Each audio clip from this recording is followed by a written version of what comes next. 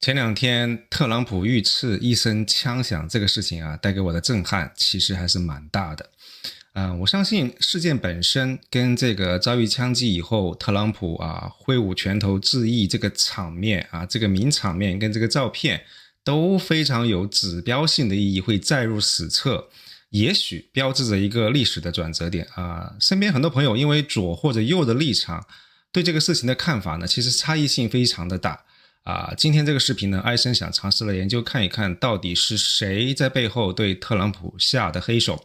我会首先尝试还原一下事发的现场跟时间线，然后评估一下特勤局的应对表现，为枪手建立一个 profile， 分析他的这个政治倾向，然后分析这个案子会不会是特朗普他自己自导自演的苦肉计。最后的话呢，会分析一下案发现场是不是有不止一个枪手，这样的理论是否靠谱。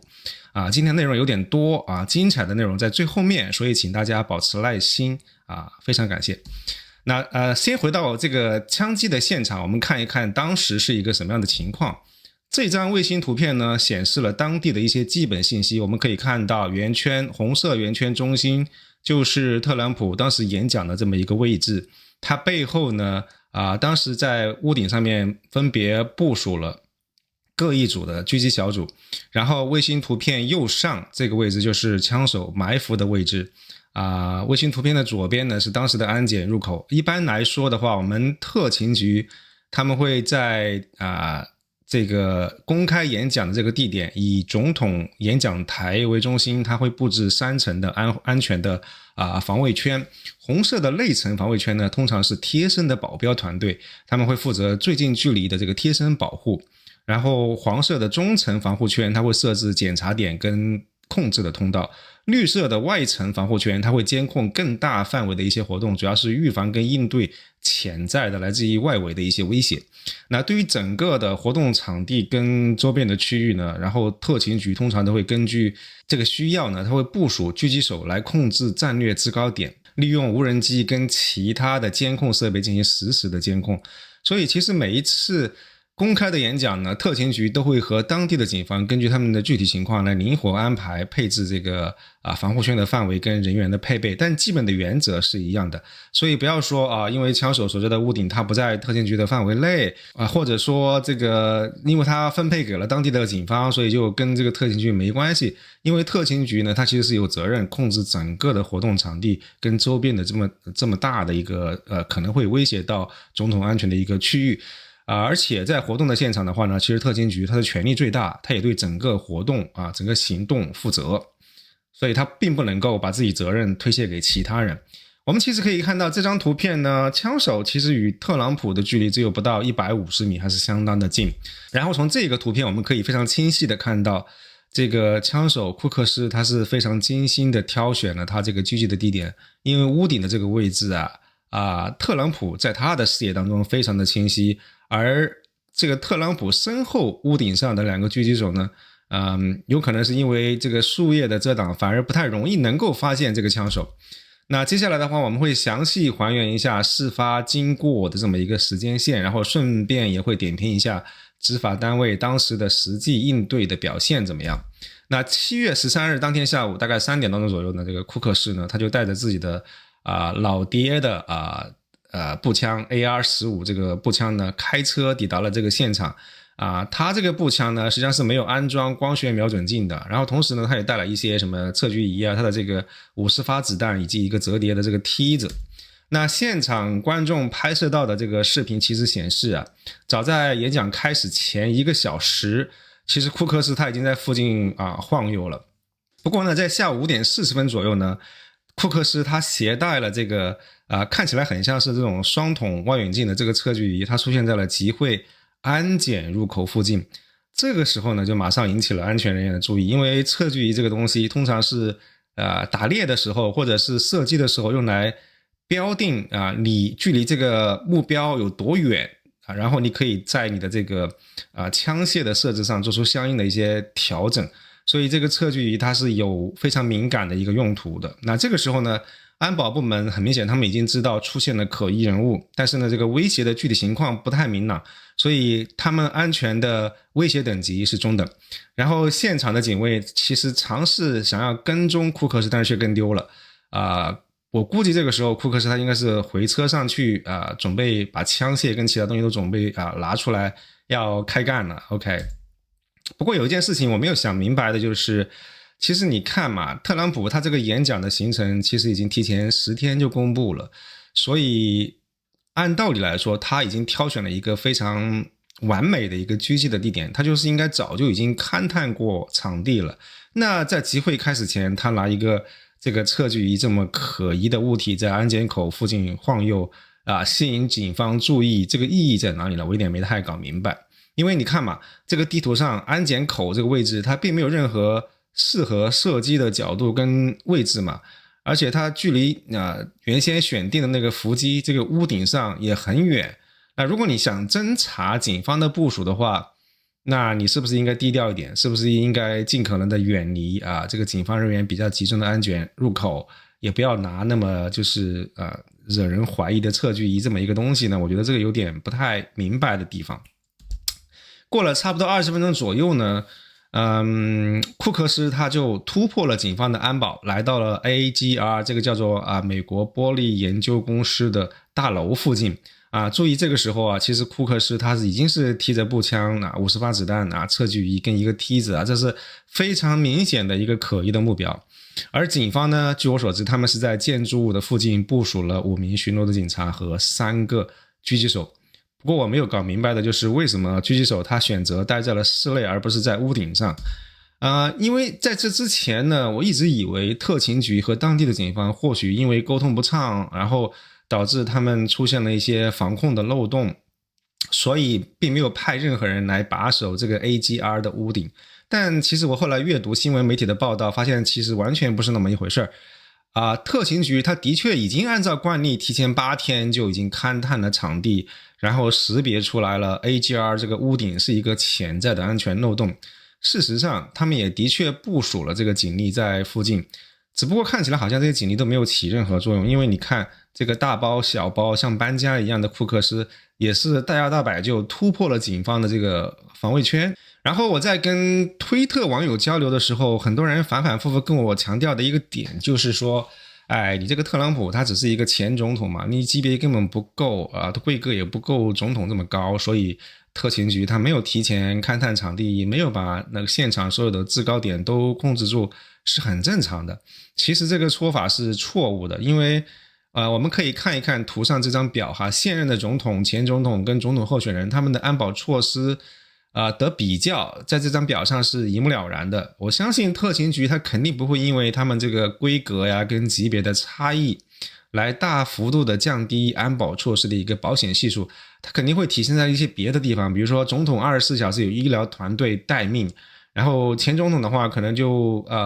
只有在你需要的时候或者情况特别紧急的时候才给你做这个安排。我觉得他会在这些地方体现他这个规格的区别，而不会说在一些关键的影响到这个安保系数的地方来体现这个规格。这个很明显是一个常识，对不对？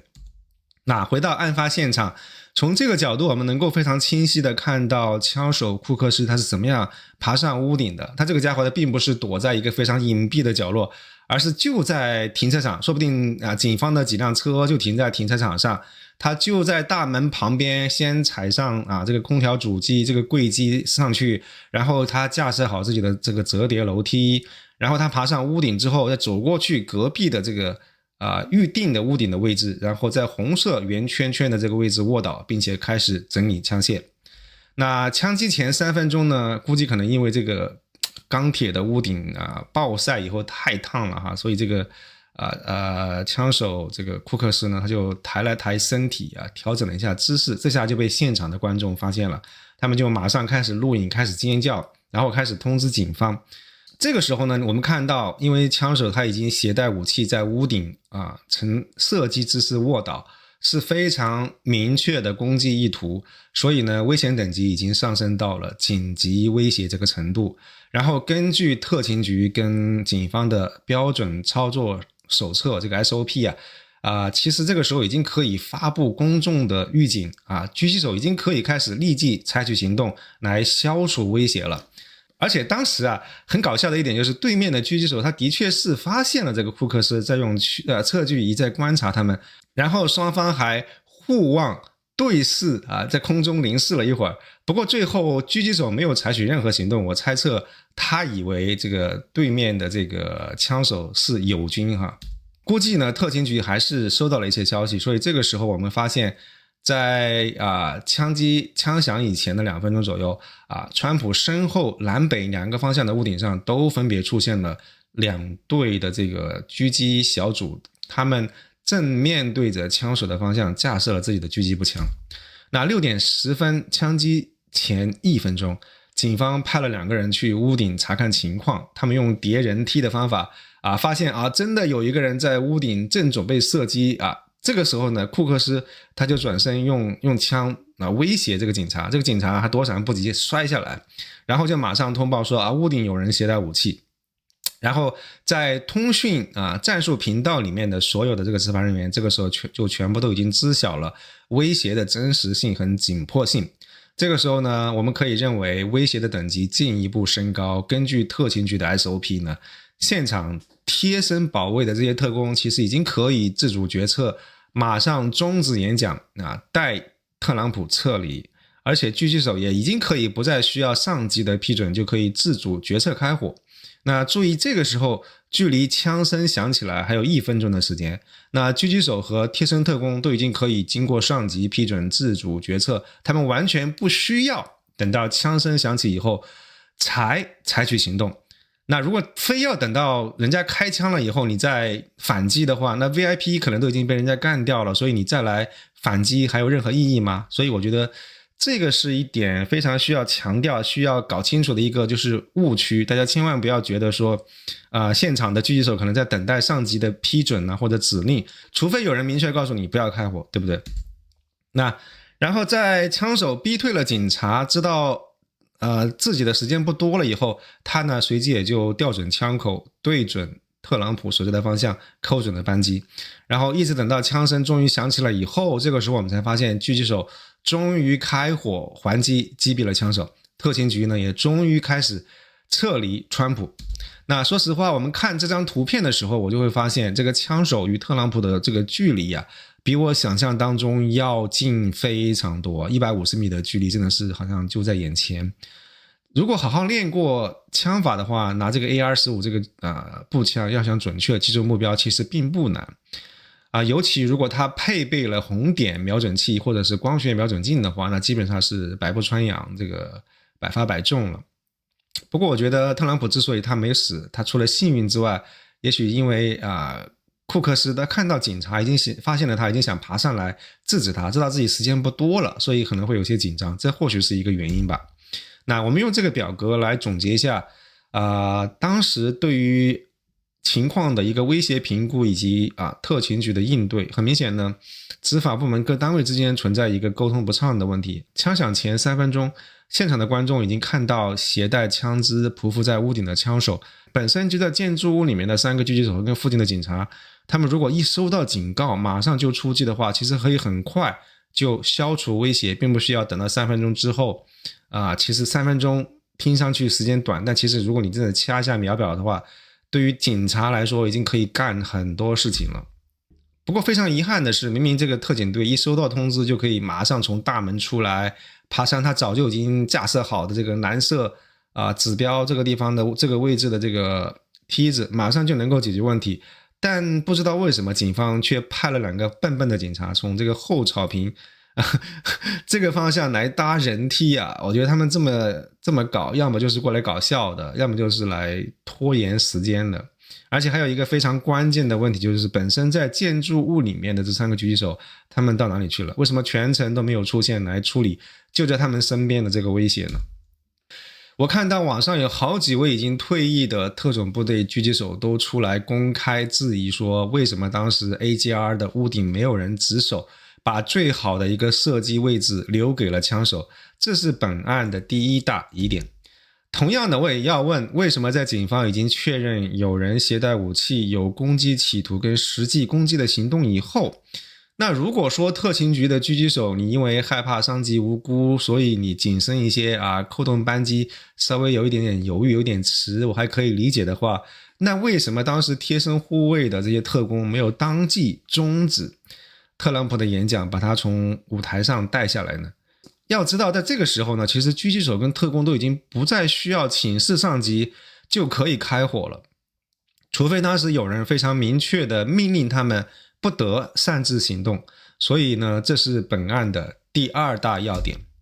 那接下来我们研究一下这个20岁的枪击嫌疑犯，当场被击毙的托马斯·马修·库克斯。那很多人都关心他到底是民主党还是共和党的支持者，因为可能他的政治倾向会影响到整个案件的性质。那 CNN 跟 BBC 的报道都疯狂的暗示他是一个共和党的支持者，然后在现场也说他穿的这个 T 恤表明他是一个拥护枪支的这么一个铁杆的枪迷。所以他们的这个叙事思想很明显，就是告诉你说，这个人其实就是你们共和党自己的人自己人打自己人，所以是你们自己内讧。而这个纽约邮报呢则说他非常讨厌特朗普，不是共和党的支持者。所以我们可以看到这个不同立场的媒体有互相矛盾的一些报道。那这么一个情况的话，我想我只能请相对中立和客观的这个 AI 来帮我做一个没有立场的分析。那我根据维基百科上相对中立的一些文字信息把它的内容就是来做一些这个 profile 的一个 analyze。 我们可以发现库克斯他的教育经历呢会使他更倾向于支持就是更重视科学教育跟研究的政策，这个通常是民主党的立场。而且在统计学上大学生会更倾向于自由主义的这个立场，他们是自由主义支持者的这个概率会更高。而且当时这个库克斯他在学校有被霸凌的这么一个经历，这个很明显会让他对于平等跟社会正义等方面的这些议案或者议题会更加的敏感。而且他选择是在护理院工作，对于工作的这个选择显示出他有一定的这个社会关怀跟服务精神。所有这些经历跟这些选择都清晰的表明他的政治倾向与更关注社会公益、更关注社会福利政策的民主党是高度吻合的。我们看一下，从家庭背景来看，库克斯的这个父母都是精神科的医生，他们的收入至少在31万美金以上，非常高。而且包括父母和姐姐，他们全家都是民主党的支持者。那所以在这种情况下，在这种环境下成长起来的库克斯，他是一个共和党的支持的这个概率就是非常的低。虽然他对军事服务有兴趣，表明他可能对于这个保守的军事跟安全政策有一定的认同感，但是他加入射击俱乐部这件事情他对于枪支有兴趣这件事情并不一定表明他认同共和党。因为同样他爸爸作为民主党的支持者其实也是一个枪支爱好者，他用来刺杀特朗普的这个枪支其实本来就是他爸爸所拥有的。那至于网上一直在争辩的什么注册共和党人跟向民主党捐款15美金这种信息，我个人觉得不太能够作为一个判断他本人政治倾向的一个非常有效的依据。因为这种信息的价值太低了，我随便花个10分钟时间填张表，我就可以是一个注册的这个共和党人。我捐个15美金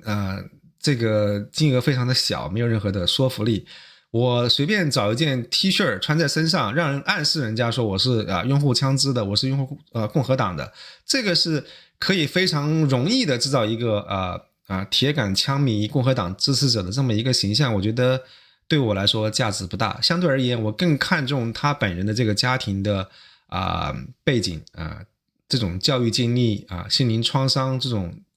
个人的经验，这些价值是完全没办法伪造的。而且你想想看，你的教育读多少年书，跟你花10分钟时间填个表，花15美金去捐个款，这个信息的价值，它的这个重要的程度是不可以同日而语的。对 OK， 然后我们根据维基百科提供的信息，我们剔除掉这个刺杀特朗普的一些相对比较刺激的一些细节以后，我把这个信息提供给我精心挑选的2款我相信我个人认为准确度最高的 AI 产品来帮这个枪手库克斯建立一个罪案调查的一个 profile 的侧写，然后分析他的政治倾向。这2款 AI 产品呢都得出了明确一致的结论，就是库克斯他更大概率是一个民主党的支持者。这个案子呢有一个蛮有意思的地方，就是制造这起惊天大案的这个枪手库克斯他没有在社交网络上留下一些蛛丝马迹给大家来分析跟研究，让我们不能够非常肯定的确定他的作案动机。为什么说这个非常有意思呢？因为不同于私人的恩怨嘛，所以你如果是想做一个政治谋杀，会有非常强烈的使命感，你会追求最大程度的一个曝光效应。因为你是觉得自己是在替天行道嘛，而且你是希望能够寻求跟你有同样政治理念的这些人的共鸣跟认同，希望你能够激发更多的人能够追随你去奋斗哈，所以这样他们才觉得自己的牺牲自己的行动是有意义的。所以从这个意义上来讲，我觉得你如果回头来看美国历史上的这些政治谋杀案的话，你会发现他们都会有非常明确的非常清晰的作案动机。那当然唯一的例外是肯尼迪刺杀案，不过本身这个案子就是疑点重重，就是这个所谓的阴谋论非常非常集中的一个领域哈。对于这个枪手库克斯他完全没有社交媒体的踪迹，这是一个非比寻常的信号。我觉得有一个非常大的疑点在这个地方，或许我们的政府他不希望你花时间去深入研究这个人的政治倾向和动机，也不一定。那顺便来清理一个阴谋论，网络上有人传言说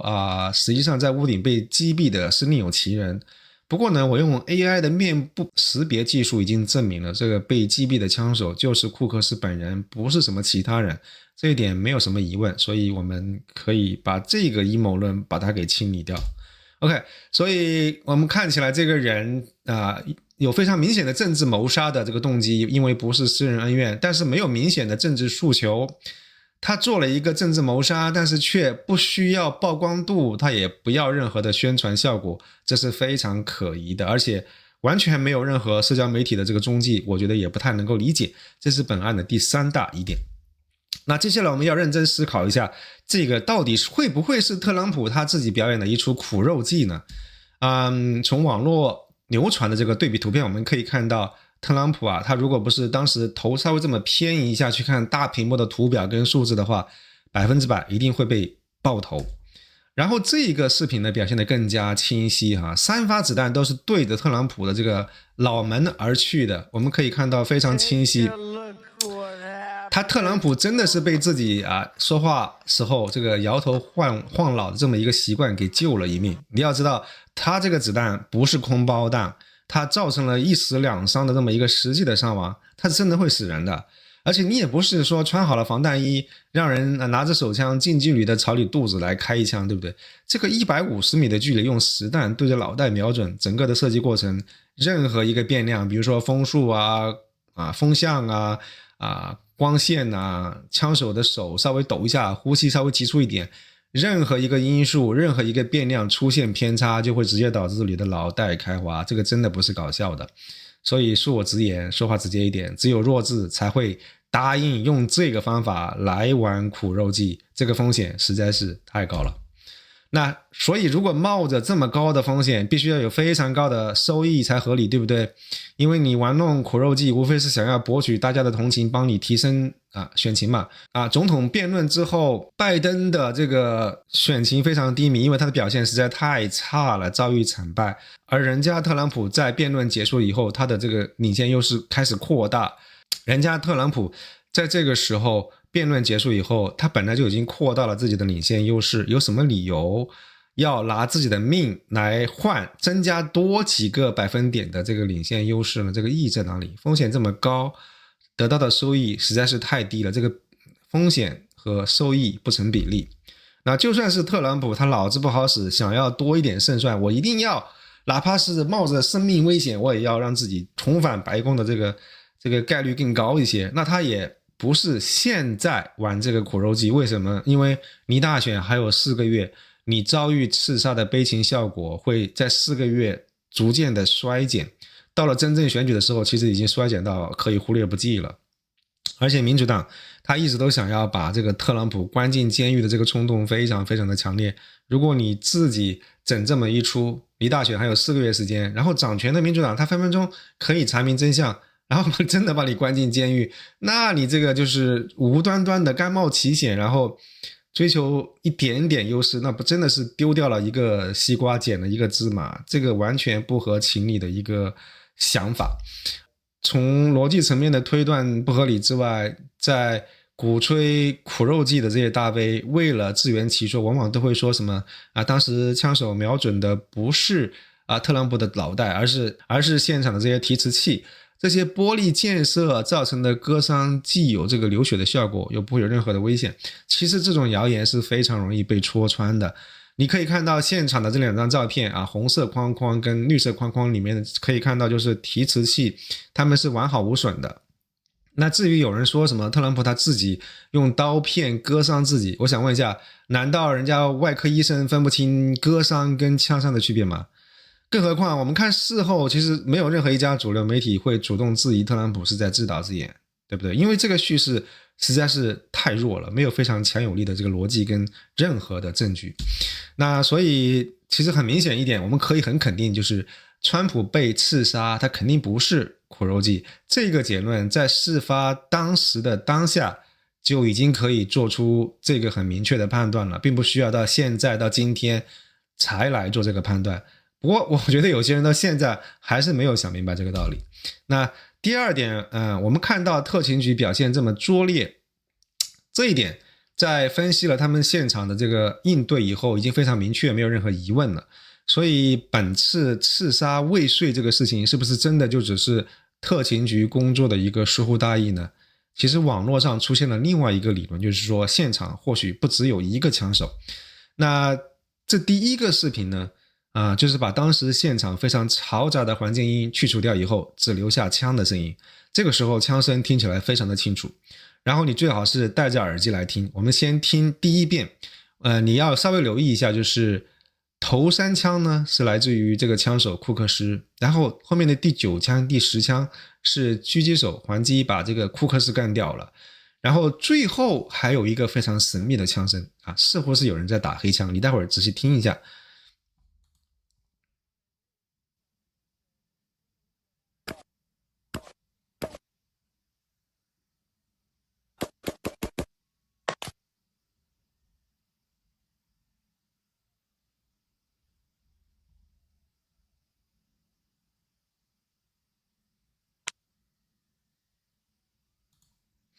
那有没有听到这个非常神秘的这个打黑枪的声音 ？OK， 那其实我们会非常明确的注意到，就是头3枪与第4到第8枪的这个声音有明显的不同。头3枪是点射，就是蹦蹦蹦，接下来的5枪是非常急促的连射。然后我们这个时候来看第2遍，这个时候大家再特别留意一下，看第2遍。我们准备这个枪手先开了2枪，1、2、3，然后特朗普摸了摸头，愣了一下，然后这个时候非常急速的连发5枪，后续就是狙击手反击。其实我估计如果按照有第2个枪手这么一个理论来判断一下这么一个场面的话，我自己猜测就是头3枪第3枪，尤其是第3枪开了以后，这个时候潜伏的这个第2个枪手他可以非常明确的看到这个特朗普他并没有倒下，很明显没有击中，所以这个时候他才赶紧有需要连补5枪，想要能够击中特朗普。不过很明显已经晚了，因为特朗普已经蹲下来了，他已经被保护了。所以如果就是特朗普没有那么好运气，他直接被爆头的话，我相信第2个枪手他应该不会开枪，而是悄悄就已经隐藏撤离了。OK， 接下来的话呢，这个图表就是事发现场的一个枪声的声波分析。我们可以通过非常图形化的方式确认当时的枪声是来自于超过3种不同的武器打出来的子弹，所以可以很确定的就是判断前3声跟中间的5声不是同一个枪械。然后下面这个分析呢是把波形图跟环境音叠加在一块儿，然后我们这个时候呢是能听到就是回音啊，我们也认真听一下，我在这个波形图上把前3声的这个枪声跟接下来5声的枪响以及最后狙击手的这个还击都标示出来，大家待会儿听的时候留意一下。If you want to really see something that's said, take a look at what happened.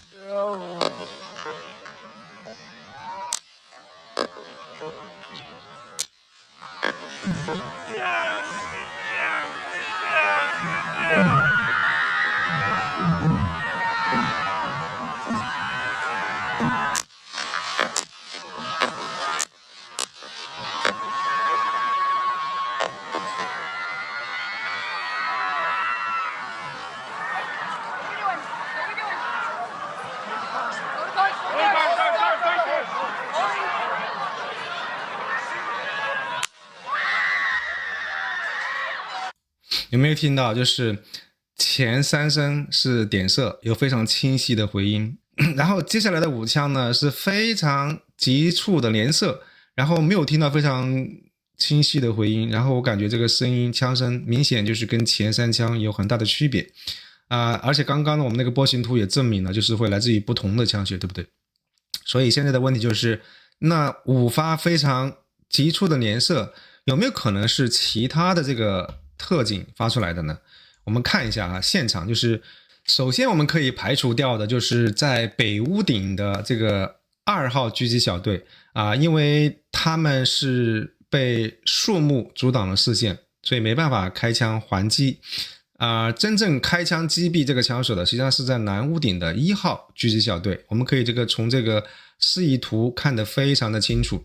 OK， 而且我们也没有明确的证据表明3号狙击手曾经开火还击虽然他的视线未受阻另外一点我觉得可以用来证实的就是一个常识，就是通常一个专业的狙击手他不会在实战当中连射而我们听到的这个5声枪响是非常急促的连射。对，4号有3个狙击手他其实躲在建筑物里面摸鱼，我们完全不知道他们在干啥，所以而且我们到目前为止也没有看到有在场的其他的一些执法单位或者是其他的警员特工有开火的证据，所以看起来呢似乎有道理怀疑这个5声急促的连射是来自于在场的第2个枪手。然后这里的话我们有另外一个不同角度的2发子弹同时击中不同的目标物的这么一个视频的画面。在视频当中我们可以看到这个圆形框里面会显示一个非常明显的子弹击中某个目标以后造成的这种火花跟烟尘，然后方形框里面其实是一位穿白衬衫戴红帽子的一个老兄，他在枪声响起以后马上非常痛苦的这个弯腰蹲下来，应该是直接被射中的一位现场的一位无辜群众。那我们在视频当中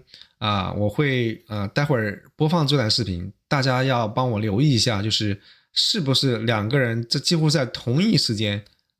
有被枪械击中的这么一个感觉。那当然之前我在网上看到有人说这位老兄其实是没有被击中的，不过我反反复复比对了这个慢动作以及从其他不同角度拍下来的视频，我依然觉得这位老兄他的反应应该就是中弹以后正常的这么一个条件反射，你看看身边所有其他人没有任何一个人会像他这样。所以待会儿回放的时候请大家跟我一起非常留意的同时看一个红色的这个方形框框跟一个圆形框框是不是真的有2发子弹同时击中了2个目标，有没有看到？对，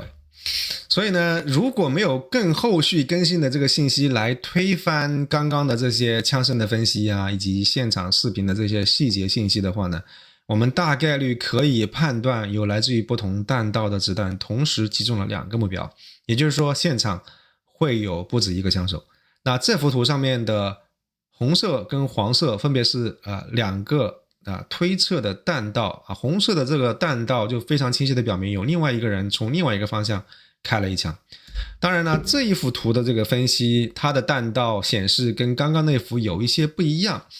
然后它表示第二个枪手有可能是藏身在 AGR 屋顶的另外一个地方。说实话，这一个弹道分析让我感觉更后怕，感觉更加后背发凉，因为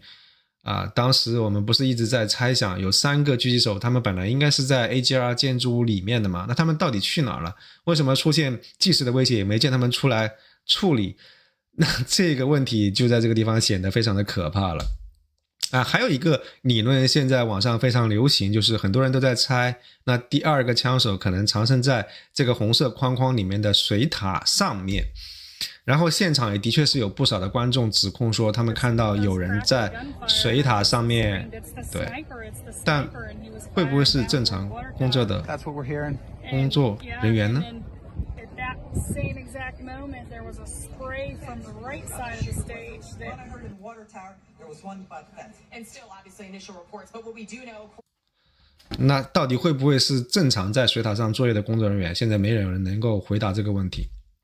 那从这个角度的话，你看看左上角这个红色框框里面，看上去好像的确是有人，对不对？但如果我们用谷歌接近来看的话，就会发现其实水塔上面有一个 logo， 那有可能会造成大家的误判。当然我们会误判是因为我们从这个分辨率非常模糊的一些视频上来看，但是在现场我相信大家的眼神肯定会比我通过谷歌街景通过非常低的分辨率的视频来看会好很多，而且不止一个人汇报说他们看到有人在这个水塔上面，所以我觉得这么多人都会报道同一件事情，没有理由大家会分不清楚 logo 和人。而如果我们从卫星图来分析的话，的确水塔是一个非常理想的一个狙击点，它既可以帮枪手库克斯补枪，又能够在必要的时候好好的送库克斯上路。说实话，我也没有能够想明白为什么警方跟特勤局他们没有在水塔这么一个非常优越的战略制高点上部署一个狙击手，或者至少装一些什么监测装置飞一下无人机去巡视一下，这个难道不是应该非常明显的吗？对不对？所以对于我来说，一个显而易见的常识就是要么你在这个水塔上面就部署这个狙击手自己占领这个地方，要么呢，如果这个水塔不是很方便的话，你可以飞无人机去巡视，或者你在这个水塔上面布置一些就是感应装置跟监测装置，避免有人想要摸上去来占领这个制高点。那这个就是本案的第4个疑点。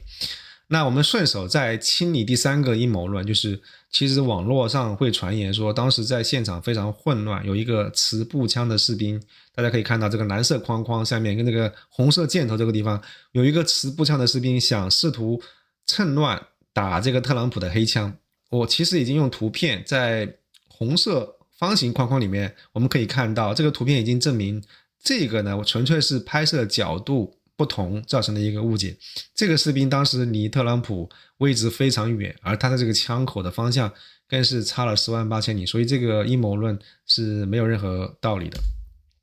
那所以到底是谁想要暗戳戳的对老川下黑手呢？我觉得艾森首先非常肯定的是，在这个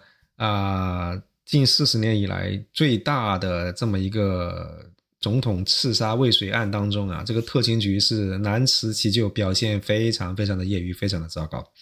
其次我们可以非常肯定的就是特朗普他被枪击肯定不是苦肉计稍微有点正常逻辑的人都能够看出来。然后呢，我们用人工智能做的这个罪案调查侧写分析表明，枪手是民主党支持者的这个概率明显更高。那虽然存在第2个枪手的可能性，但目前已经浮现出来的证据还无法得出非常有说服力的这个明确的结论。那本案还有3大疑点有待解答，首先就是包括 AGR 屋顶跟水塔在内的这些战略制高点为什么没有人把守，为什么没有人在第一时间就会终止演讲并且撤离川普，非要等到枪声响起以后再冲上去呢？然后第3个就是枪手库克斯他为什么没有非常明确的作案动机，为什么在社交媒体上没有任何的踪迹？那如果后续有消息更新的话呢，艾森会持续为您追踪报道并且分析案情，请记得点赞并订阅我的油管频道，祝您有心情愉悦的一天，谢谢。